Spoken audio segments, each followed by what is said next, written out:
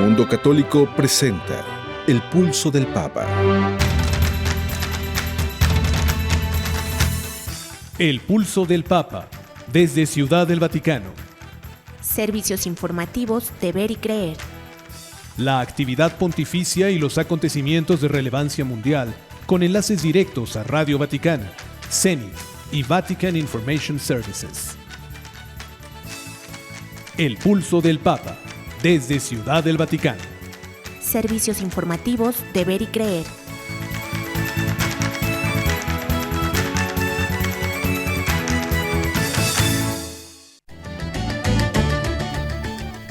En la primera audiencia jubilar del Papa León XIV afirma: las armas pueden y deben callar. El Papa León XIV visitó por sorpresa a los agustinos en Roma para celebrar la Santa Misa y almorzar con ellos. La oficina de prensa de la Santa Sede anunció la fecha de la misa de inicio del pontificado de León XIV. El Santo Padre abordó junto con el prelado del Opus Dei el proceso de revisión de los nuevos estatutos del Opus Dei. El Santo Padre precisa a los periodistas: solo las personas informadas pueden tomar decisiones libres. Se ha consagrado el pontificado de León XIV a la Virgen de Fátima en su santuario. Mexicano que compartió grupo con León XIV en el sínodo afirma: nunca quiso ser el centro de atención. Obispo emérito de Chiclayo afirma: León XIV ha procurado ser siempre un padre para todos. Y por último, jóvenes latinoamericanos garantizan a León XIV sus oraciones para que el Señor los fortalezca en su misión. Estas y otras noticias enseguida en los servicios informativos de Ver y Creer. Queridos amigos radioescuchas, les saludamos con afecto y con inmensa alegría por el nuevo Papa que Dios nos ha dado en la Iglesia, el Papa León XIV o León XIV, como usted le quiera llamar. Pues vemos que es un hombre muy apegado a la sana doctrina y eso nos llena de alegría. Y además que haya tomado el nombre en referencia a León XIII, pues nos hace pensar en la doctrina social cristiana y en la recta y sana doctrina y en la fidelidad a Cristo.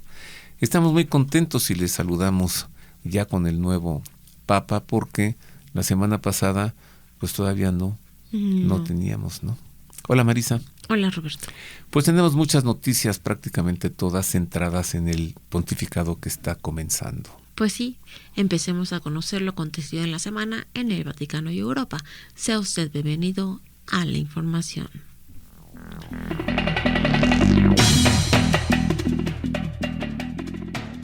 Comenzando con noticias del Romano Pontífice, el Papa León XIV, le informamos que en presencia de patriarcas, metropolitas y fieles de diversos ritos orientales católicos, hizo un llamamiento a la paz al constatar que la guerra nunca es inevitable y que las armas pueden y deben callar. Los pueblos quieren la paz y yo, con el corazón en la mano, digo a los dirigentes de los pueblos: encontrémonos, dialoguemos, negociemos, exclamó en la audiencia con motivo del jubileo de las iglesias orientales, uno de los grandes eventos del Año Santo 2025, convocado por su predecesor.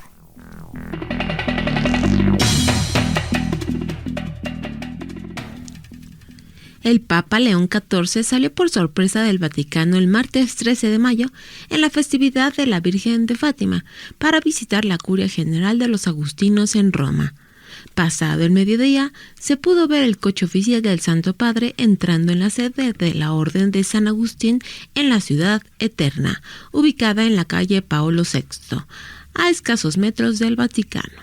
El Papa celebró la Santa Misa de forma privada con sus hermanos agustinos y también almorzó con ellos, como hacía casi diario cuando era cardenal.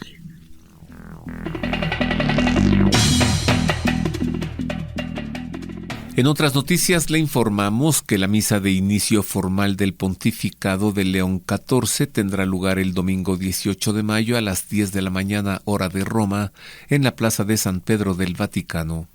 La Oficina de Celebraciones Pontificias difundió también el calendario oficial de sus principales compromisos previstos, donde aparece que el domingo 25 de mayo será su segundo rezo del Regina Coeli y también la toma de posesión de la Basílica de San Juan de Letrán, Catedral de Roma, y de la Basílica de Santa María la Mayor.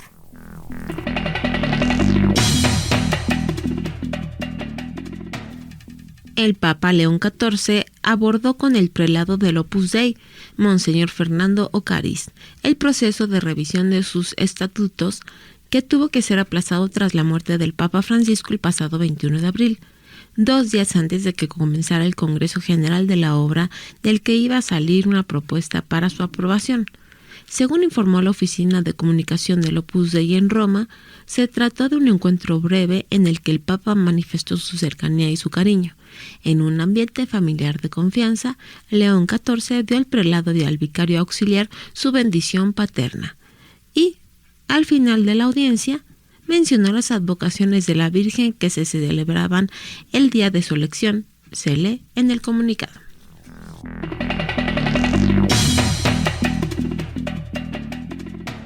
«Feliz fiesta a todas las madres», exclamó con emoción el Papa León XIV desde el balcón central de la Basílica de San Pedro el pasado 11 de mayo, al concluir el rezo de su primer Regina Coeli como sucesor de Pedro. Después de animar a los jóvenes a no tener miedo y lanzar un enérgico llamamiento por la paz y el fin de las guerras, el Santo Padre dedicó unas sentidas palabras a las madres que celebraron su día. Envío un cariñoso saludo a todas las madres con una oración por ellas y aquellas que ya están en el cielo, añadió, desatando de inmediato los aplausos de los fieles presentes en la plaza de San Pedro del Vaticano.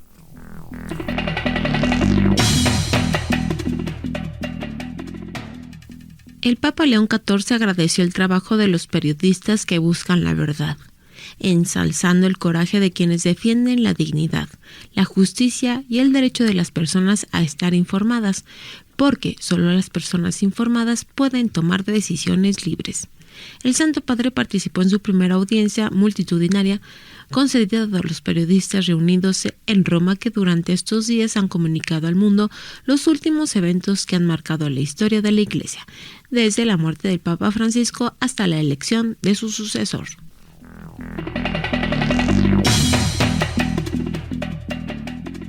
En información procedente de Fátima, Portugal, le damos ahora a conocer que alrededor de 470,000 peregrinos se congregaron en el santuario de Nuestra Señora de Fátima el 12 y el 13 de mayo para conmemorar el 108º aniversario de las apariciones de la Santísima Virgen. Durante estas celebraciones prevaleció el llamado a la esperanza en medio de los conflictos del mundo y las oraciones por el pontificado de León XIV. Al término de la misa, ante la imagen de la Santísima Virgen, Monseñor José Ornelas, obispo de Leiria, Fátima, consagró al Inmaculado Corazón de María el pontificado de León XIV.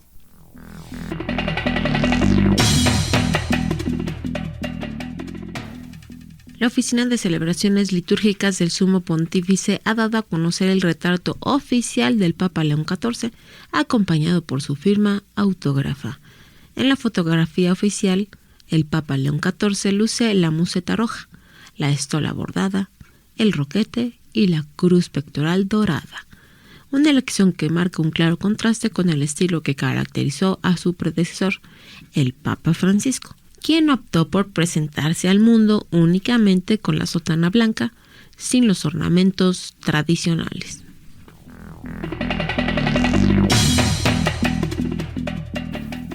En más información procedente de Roma, le enteramos que el Papa León XIV se dirigió el pasado domingo por la tarde a la Basílica de Santa María la Mayor para rezar ante la tumba de su predecesor inmediato, el Papa Francisco, quien ha quedado sepultado allí. Según informó Vatican News, el Santo Padre llegó a la Basílica Mariana luego de visitar el santuario de Nuestra Señora del Buen Consejo en Genazzano, Italia, su primera visita sorpresiva.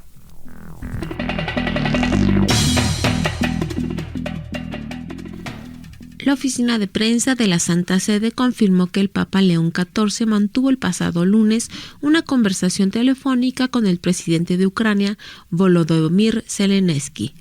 La Santa Sede se limitó a confirmar el contacto sin ofrecer mayores detalles. Por su parte, el mandatario ucraniano compartió en su cuenta oficial en la red X. Fue nuestra primera conversación, pero ya muy cálida y profunda. Agradecí a su santidad su apoyo a Ucrania y a todo nuestro pueblo, afirmó.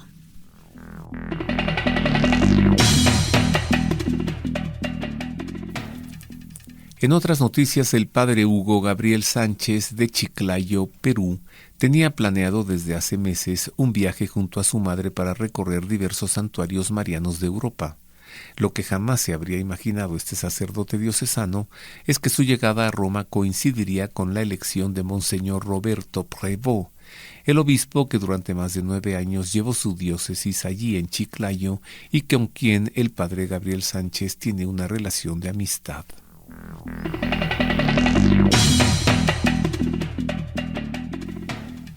El cuerpo de Santa Teresa de Jesús está expuesto en la Basílica de la Anunciación de Alba de Tormes en España, su ciudad natal, en una ocasión histórica y única que no volverá a acontecer en mucho tiempo, como se destaca desde el monasterio carmelita de la Anunciación de Nuestra Señora.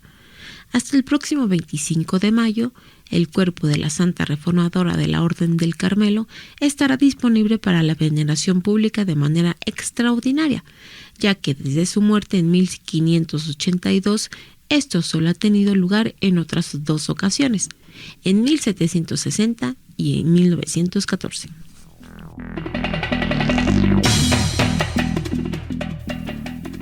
Y hasta aquí las noticias de los sucesos ocurridos en la sede apostólica. Más adelante le daremos a conocer noticias de lo que ha ocurrido en América y en México también.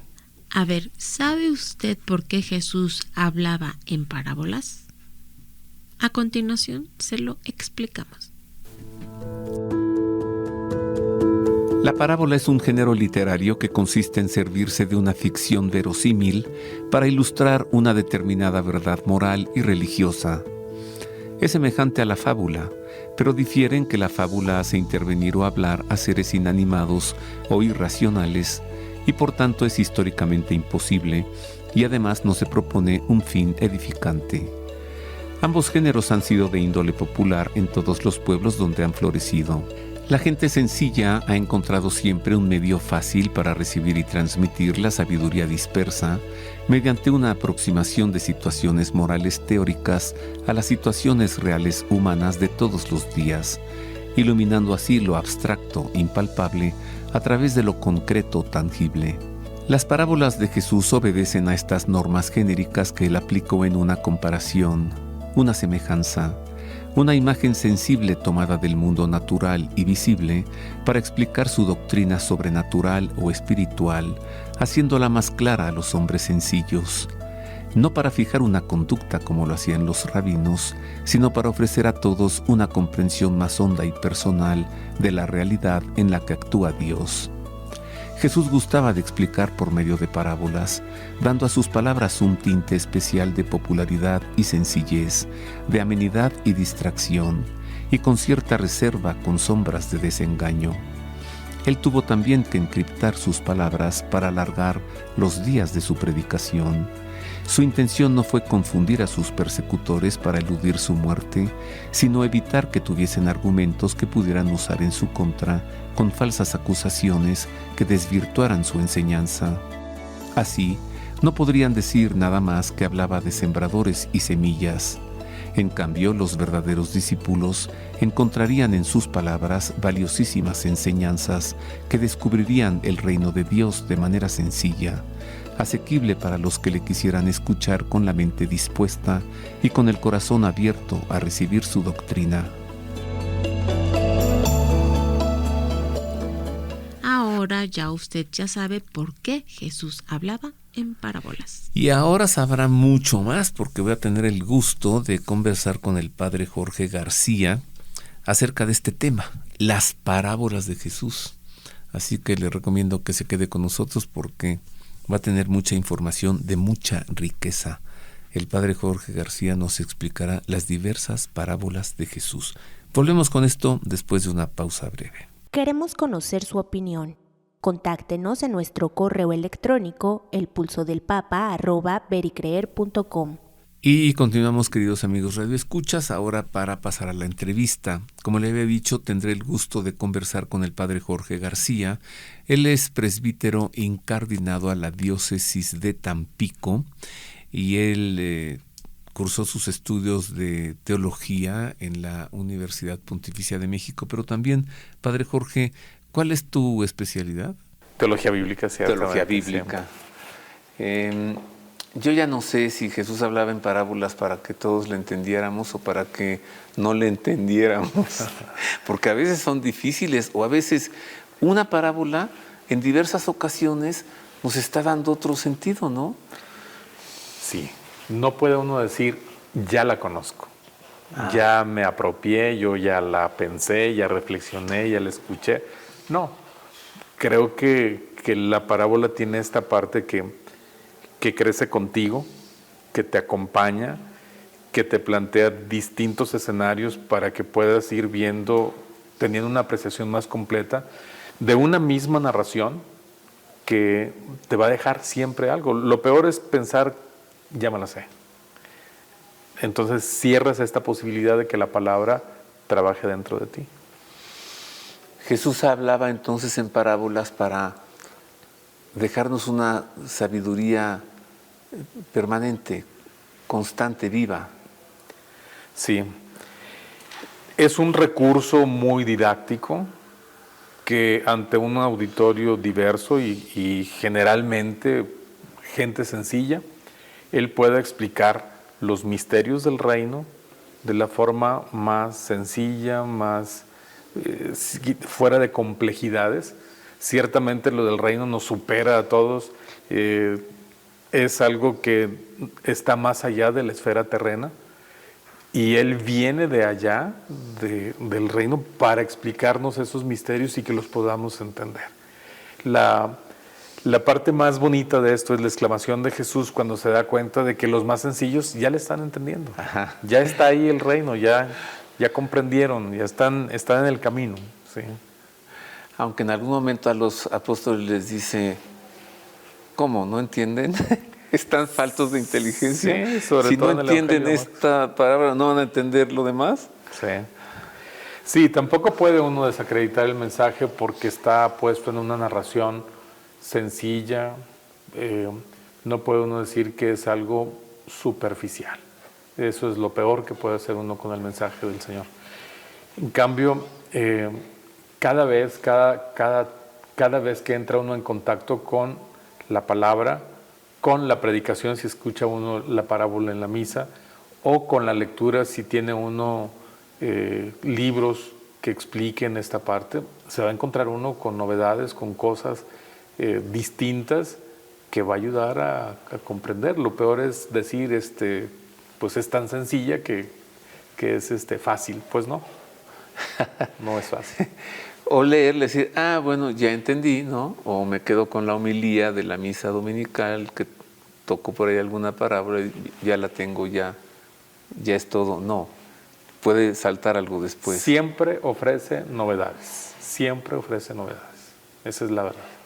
Así que Jesús habla en parábola para facilitar a sus oyentes la comprensión de lo que dice. Grandes misterios en sencillas palabras. Es algo fenomenal, es extraordinario. Y bueno, yo quisiera poner un ejemplo de cuando aquí en la universidad presentamos el examen de Trinidad del tratado. Es un examen muy amplio. Inmediatamente fuimos a misiones terminando el curso y me llevo la sorpresa de que los niños en la misión me pedían que los evaluara desde los más chiquitos que estaban aprendiendo a persinarse. Entonces, escuchar en un niño que diga, en el nombre del Padre y del Hijo y del Espíritu Santo, digo, qué cosa más bella. Yo creo que eso emocionó a Jesús cuando vio que los misterios más grandes estaban en la gente sencilla. después de que a mí me hicieron sufrir con el examen de Trinidad, ver a un niño que está invocando al Padre, al Hijo y al Espíritu Santo con toda la ortodoxia, con toda la verdad, respetando toda la tradición de la Iglesia, haciendo un acto bellísimo en un momento pues muy sencillo. Se ha de haber quedado entusiasmadísimo el Señor, ¿verdad, Padre Jorge? Porque dice: te doy gracias, Padre, porque has ocultado estas cosas a los pretenciosos y se las has revelado a los pequeños. Sí. Las parábolas de Jesús son un recurso que solamente son atribuidas a Él. No hay parábolas de Pedro, no hay parábolas de Pablo como tantas cartas, no, es la enseñanza del Maestro. Y esto, pues la Iglesia lo ha acogido con tanto respeto y así los evangelistas lo han transmitido. Mateo, Marcos, Lucas, de una forma, pues con una trama en muchas de ellas, con muchas, como las conocemos, y en Juan de otra manera con imágenes que remontan a una comparación. Finalmente, parábola en griego quiere decir comparación. Entonces, nosotros estamos acostumbrados a las parábolas con algo de personajes, con algo de trama, con un espacio de tiempo. Es una obra narrativa extraordinaria, referida únicamente al Maestro, a Jesús. Y puede ocurrirnos que nos encontramos retratados en alguno de esos personajes que él se inventó para explicar una cosa, ¿no? Es decir, ese soy yo. Sí. Por ejemplo, en la del sembrador que siembra la semilla en los diferentes tipos de terrenos, es fácil identificarse con alguno de esos terrenos. Es decir, yo soy esa llamarada de petate, ¿no? Que empiezo muy entusiasmado y luego ya caigo, ¿no? Sí. La parábola nos acorrala. Ajá.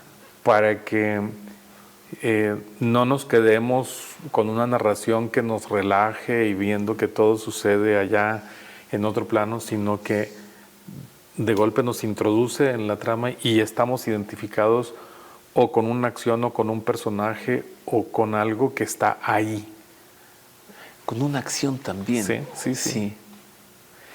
Y sí, la parábola del sembrador, a mí me llamaba la atención, bueno, qué sembrador tan descuidado, porque no guarda todas las semillas y las pone donde produce, ¿no? Bajo un aspecto muy práctico. Pero he aprendido que en realidad es un sembrador generoso, que no escatima en generosidad para entregarle a cada terreno la oportunidad de gozar, de tener una semilla, aunque no sea totalmente aprovechada. Pero también pienso que no es un sembrador que se resigna a que el terreno pedregoso siempre será pedregoso, o el que tiene espinos siempre será espinos. No, yo creo que el sembrador tiene la visión de ir conduciendo las cosas para que finalmente haya un buen terreno. Si en otro tiempo no produjo, ahora produzca de la mejor manera, en un terreno bueno. Es un sembrador desperdigado, ¿no? Porque no toma una semilla y la pone con cuidado, sino que mete la mano y avienta, y cae a todos lados. Y entonces nadie podrá decir: a mí la palabra de Dios no me llegó, no me cayó. Sí, Entonces, no hay excusa. todos. Sí. Una vez en un reclusorio, uno de los internos me dijo: yo nunca imaginé que la semilla de la palabra me iba a llegar aquí. Allí. Sí. Y es un terreno que uno no piensa que es propicio para que la semilla fructifique, porque pues socialmente piensa uno en otras cosas, pero no en eso. Y el Señor aprovecha muchas veces ese lugar para que la semilla crezca. Estaba yo pensando que esa parábola del pastor que deja a 99 ovejas para ir por la que esta es muy conocida también, tal vez más que el hijo pródigo, no lo sé. Pero usted nos iba a decir otra parábola, padre, por lo que supongo de su preferencia. Bueno, de eso que dices de la oveja perdida, está junto con la de la moneda perdida. Y aquí hay una reflexión bonita que es ahorita muy común de cómo estas dos parábolas preparan la comprensión del hijo pródigo. La oveja perdida es buscar hacia afuera, la moneda perdida es buscar hacia adentro de la casa, y cuando llega la narración del hijo pródigo está el que está afuera y el que está dentro. Entonces son búsquedas interesantes. Son dos ovejas. O una moneda también que se ha perdido, algo que tiene valor y está perdido dentro de la casa. Y ya la han encontrado. No se pone la lámpara debajo del lecho. La lámpara se pone en su lugar. Tampoco, arriba del celemín, en un lugar para que ilumine la habitación.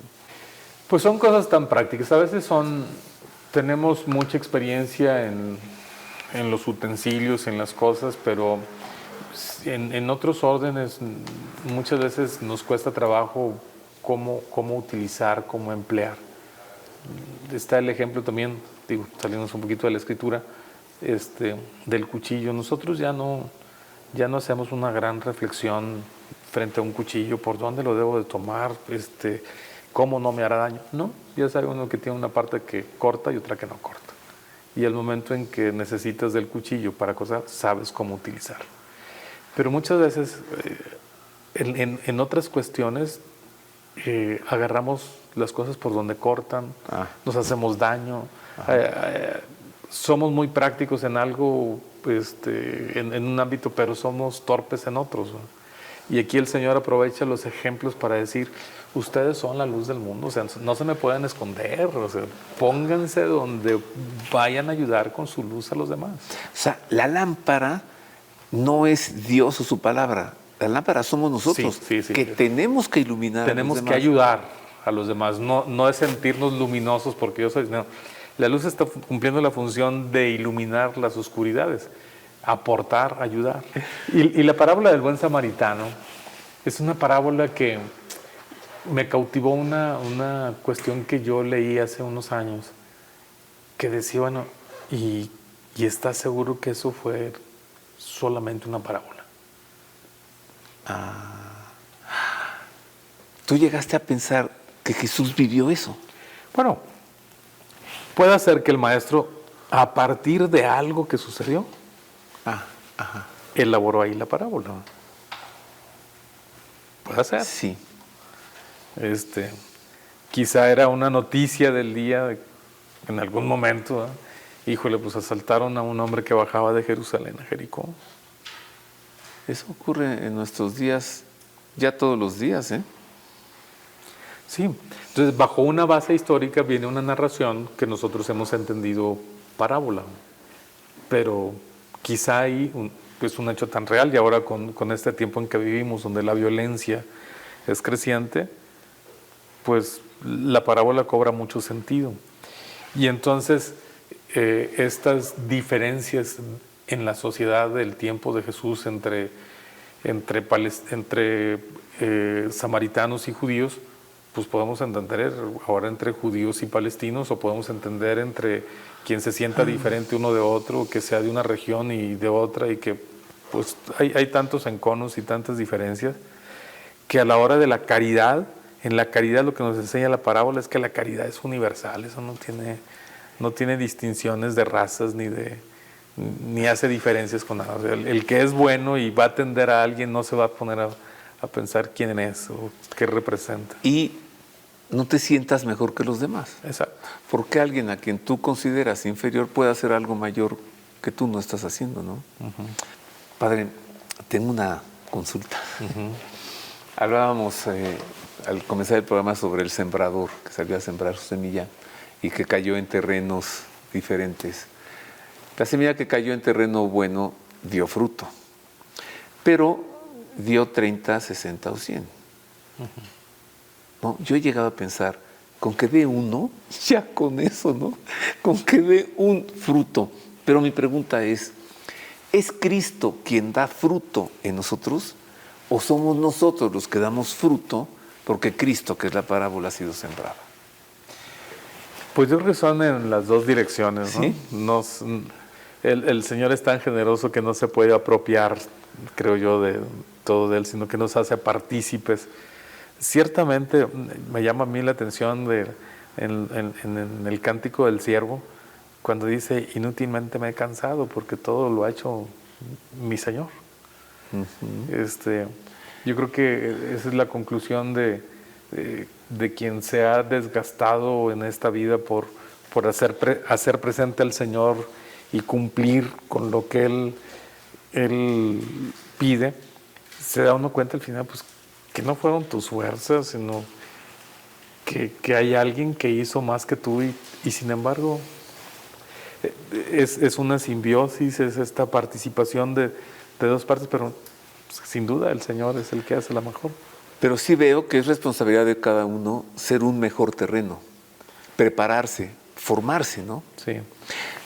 Y yo creo que aquí, en este punto, el que haya distintos grados en el terreno bueno. 30, 60 o 100. Sí, creo yo que tenemos que admirar a los que pues producen más que nosotros, si es que estamos produciendo, ¿eh? Y tenemos que esto no es una competición donde quién da más o quién hace más, sino alegrarnos con lo que los demás están produciendo, y si producen más, pues tendremos que gozar de esto. Si no, la semilla no ha germinado en nosotros y pensamos que los demás no germinan o no germinan así de una manera muy, muy soberbia como yo, ¿verdad? Pues no. O sea, cierto, tenemos que alegrarnos todos nosotros, con todo. Sí.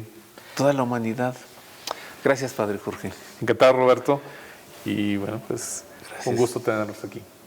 Ahora yo disfrutaré más la misa cuando toque alguna parábola. Será fascinante. Muchas gracias. Gracias. Con elocuencia, con sabiduría y con sencillez, el Padre Jorge nos ha presentado algunas de las parábolas. Gracias de nuevo. ¿Qué? ¿Podremos terminar con su bendición? Claro que sí. Aquí, mire. Que Dios Padre nos bendiga, que el Hijo de Dios en todo nos conceda salud y paz, que el Espíritu Santo nos ilumine y nos llene siempre de su amor.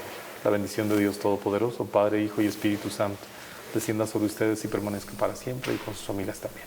Amén. Pues nos dejas, Padre Jorge, con mucho conocimiento que nos has compartido y además con la bendición. Muchas gracias. Queridos amigos radioescuchas, hago otra pausa breve. Regreso con algo más que tengo todavía que decirle de las parábolas y volvemos también para darle a conocer sucesos que han ocurrido en México y en América. Haga suyo este espacio. Le invitamos a enviar sus sugerencias y opiniones a nuestro correo electrónico elpulsodelpapa@vericreer.com. Ya estamos de regreso en los servicios informativos de Ver y Creer, el pulso del Papa León XIV.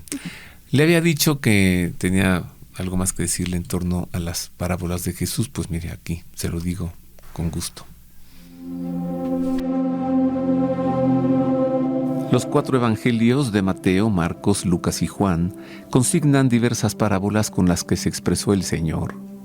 Posiblemente la parábola del Hijo Pródigo, también llamada del Padre Providente, sea la más conocida, pero hay muchas más, como la parábola del sembrador, la cizaña, el grano de mostaza, la levadura, el tesoro escondido, la perla preciosa, la red, el siervo duro de corazón, los obreros de la viña, los 2 hijos, los viñadores homicidas, el banquete nupcial, las vírgenes en espera del esposo, los talentos, la semilla que crece por sí sola, los 2 deudores, el buen samaritano, el amigo inoportuno, el rico insensato, los siervos que esperan a su señor, la higuera estéril, los invitados a la boda, la oveja perdida, la dracma perdida, el hijo pródigo, el administrador infiel, el rico malo y el pobre Lázaro, el juez inicuo y la viuda inoportuna, el fariseo y el publicano, las minas, el buen pastor y la vid verdadera. Cada una de estas parábolas es un tesoro de enseñanza y de catequesis, y en muchas ocasiones, una misma parábola ya escuchada y conocida vuelve a decir algo que no se había entendido con anterioridad. Jesús explicó mediante parábolas sencillas grandes verdades y misterios de la fe. Reveló cómo es el reino de Dios y declaró que su amor es infinito. Habló del amor al prójimo y expresó cómo debe ser el perdón. Se manifestó acerca de los pequeños y de los inocentes, y habló más allá de nuestras noches y de los tiempos por venir, a las generaciones de su tiempo y a quienes no han nacido aún. El Señor habló en parábolas para que todos los hombres de todos los tiempos conociésemos de manera sencilla sus enseñanzas y la esencia de su doctrina.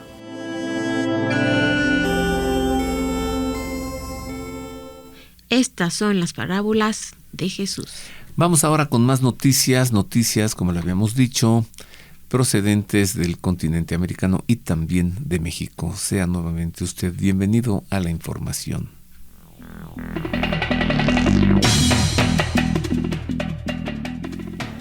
La Comisión Episcopal para la Pastoral Litúrgica de México compartió el sábado 10 de mayo una instrucción especial con respecto al uso del nombre del Papa León XIV en las celebraciones de la Eucaristía en todas las diócesis del país.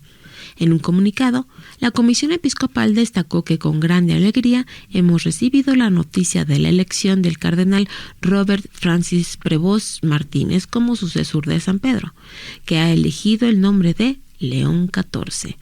Además, informó que la Comisión Episcopal elevó la consulta al dicasterio para el culto divino y la disciplina de los sacramentos del Vaticano, el que le respondió: en la plegaria eucarística se dirá nuestro Papa León sin decir el numeral.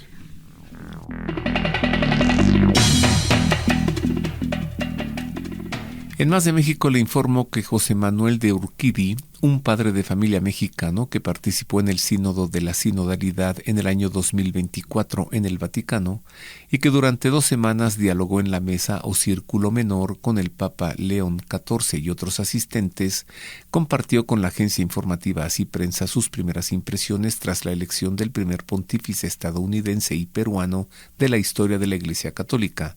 Él dijo que es un hombre reflexivo, un pensador profundo. Nunca quiso ser el centro de atención y nunca sentía la necesidad de hablar a no ser que pensara que tenía algo importante que aportar.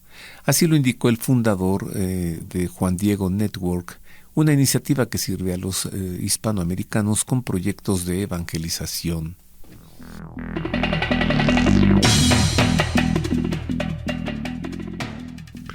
El obispo emérito de Chiclayo, Monseñor Jesús Moline, afirmó que el Papa León XIV ha procurado siempre ser un padre para todos, además de ser un hombre con gran capacidad de escucha, muy laborioso e inteligente. En una entrevista publicada el 13 de mayo en el sitio web de la Universidad de Piura, el prelado español destaca del Papa XIV su capacidad de escucha. Tiene una mirada penetrante, es una persona muy laboriosa. No acostumbra a dormir mucho, afirmó.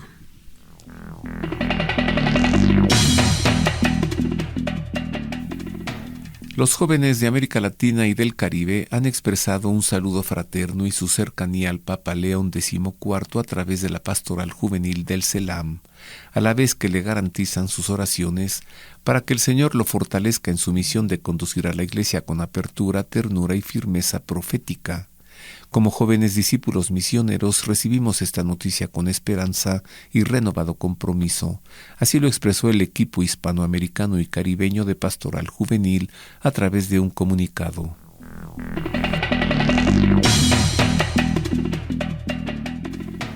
El 17 de mayo, miles de colombianos saldrán a las calles para exigir que se anulen las sentencias de la Corte Constitucional que han causado cerca de 200,000 muertes con el aborto y para que el gobierno actúe contra otras prácticas que están dañando la dignidad humana de la población. Las movilizaciones formarán parte de la 19ª Marcha Nacional por la Vida que tendrá lugar en cientos de ciudades de acuerdo a Unidos por la Vida, la plataforma ciudadana que convoca a estas concentraciones masivas.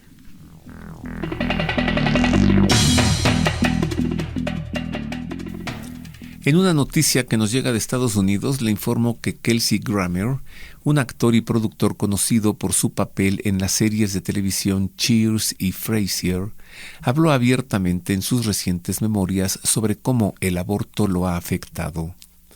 En sus memorias, que llevan por título A Brother Remembers Grammer, de 70 años, reveló que los abortos que tuvieron sus exparejas aún lo persiguen. Sé que muchas personas no tienen problema con el aborto y aunque en el pasado lo he apoyado, el aborto de mi hijo me carcome el alma, así lo escribió Grammer. En 1974 su novia quedó embarazada y quiso abortar. Grammer compartió que aunque él estaba dispuesto a tener al hijo, no le suplicó que salvara su vida.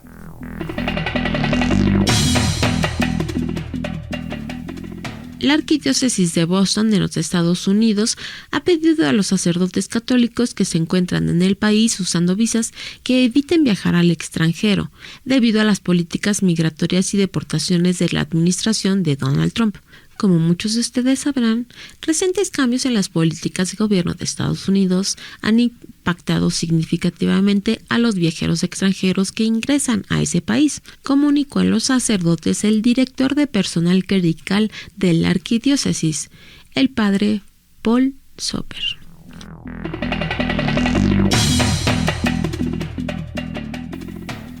En noticias de Venezuela le informamos ahora que el Papa León XIV tiene en el corazón a Venezuela.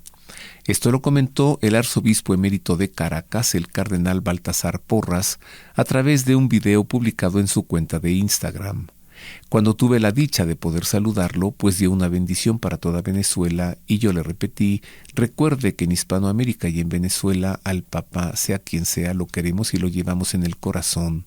Así lo dijo el cardenal venezolano, quien no participó en la elección pontificia por haber superado ya los 80 años de edad.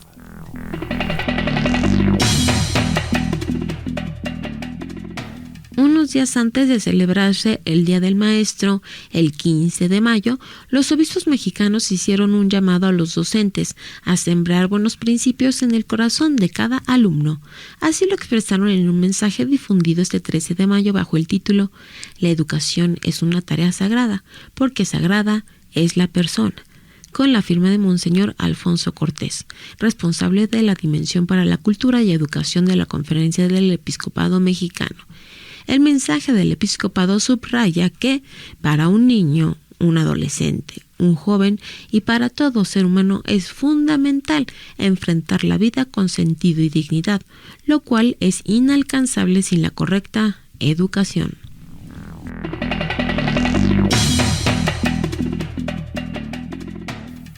En noticias de Uruguay le informamos que el cardenal Daniel Sturla, arzobispo de Montevideo y arzobispo primado del Uruguay, expresó su pésame por la muerte del expresidente uruguayo José Mujica, ocurrido el 13 de mayo pasado a sus 89 años de edad a causa de un cáncer terminal. A través de sus redes sociales, el cardenal Sturla, que en las últimas semanas se encuentra en Roma por el cónclave que eligió al Papa León XIV, recordó que siendo presidente de la República, Pepe Mujica se hizo presente en la catedral cuando comencé como arzobispo de Montevideo a inicios de 2014.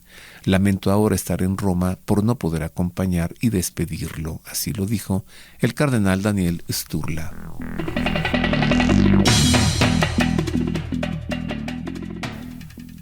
Y hasta aquí lo acontecido en América y México. Y hasta aquí terminan las noticias. Usted ha quedado debidamente informado. Y además para nosotros, pues con el gusto de haberle servido. Uh-huh. El Papa tuvo su encuentro con los comunicadores por el jubileo, ¿no?, de los comunicadores, por el jubileo de 2025. Y al término impartió la bendición apostólica. Y como nosotros somos comunicadores, pues entonces a nuestro público claro, le vamos a dejar esa bendición apostólica que además a todos nos gustó mucho porque la impartió en latín. Eso es todo por ahora, nos vamos.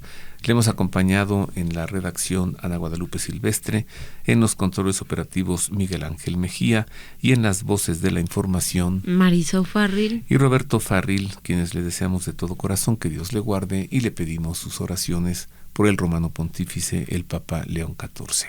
Y le dejamos con la bendición del Santo Padre. Dominus vobiscum. Sit nomen Domini benedictum. Adiutorium nostrum in nomine Domini. benedicat vos omnipotens Deus, Pater et Filius et Spiritus Sanctus. Amen. Tante grazie.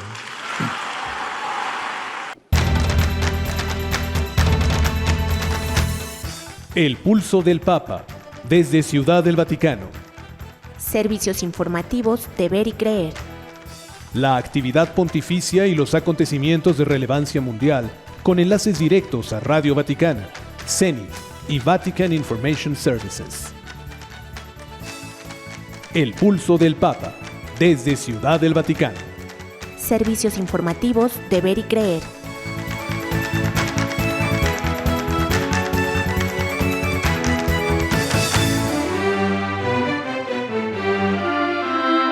Mundo Católico presentó El Pulso del Papa.